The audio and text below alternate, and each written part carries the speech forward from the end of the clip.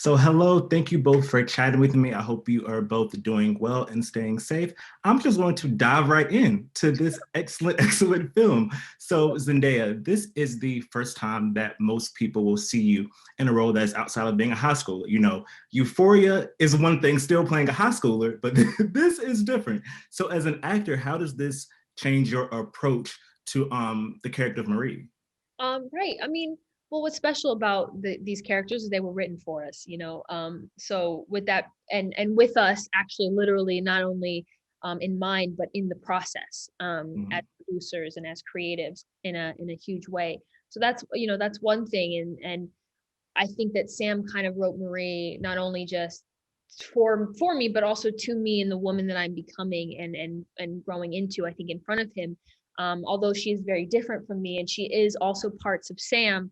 That was also, I think, hugely part of it. Maybe why her name is my middle name.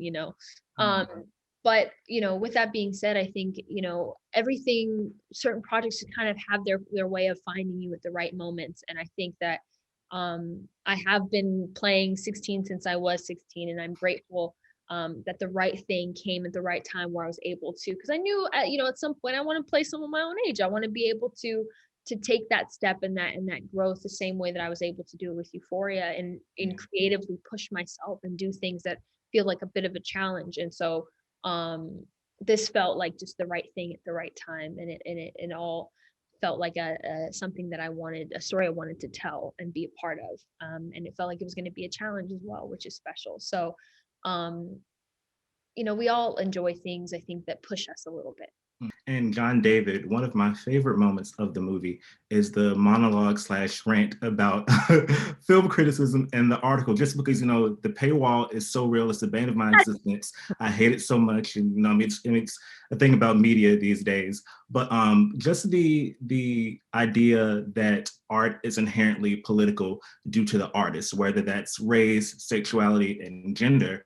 Do you think, as a creative, sometimes we, and by we, I mean the general public, put too much of a responsibility on underrepresented creatives to hold the brunt of society's problems in their work? Hmm, that's a brilliant question. Oh man, I think we the reason I love movies, the reason I'm doing what I do is because I was inspired by artists before me. When I see, a Spike Lee movie, that what it made me feel. And his movies were inherently political, but I just felt the people, the Mm. characters, the actual individuals, not necessarily about the entire message. I might have been too young to understand some of that stuff, but the people and the individuals in it, and that's something I'm drawn to. So we get happy as a community, people that look like us, especially when we see us on the big screen, whether it be Black Panther, or it be somebody, it be a ruined Euphoria, that Mhm. we can occupy so many different spaces in different places, and we like to be represented, and that's a very powerful thing. And I think it should be celebrated. I think it should be welcomed and talked about often, always, continuously so, because it's a good place now. We got streaming, and we have many more opportunities than we did in the 90s and 80s, and on down the line, but we have a lot more work to do. So it's important to celebrate and continue the discussions, whatever seat you are, whatever hat you occupy, whether you report about it or you do the thing or you direct the thing or you greenlight the thing. It's us being able to do that together, and I think that's a beautiful thing for it Yeah. to continue. Well, thank you both for your very thoughtful answers, and thank you for your time. And congrats on this launch. I can't wait for the world to experience what I've experienced. And I hope you enjoy the rest of your day. Thank Thank you so you. much. Thank you.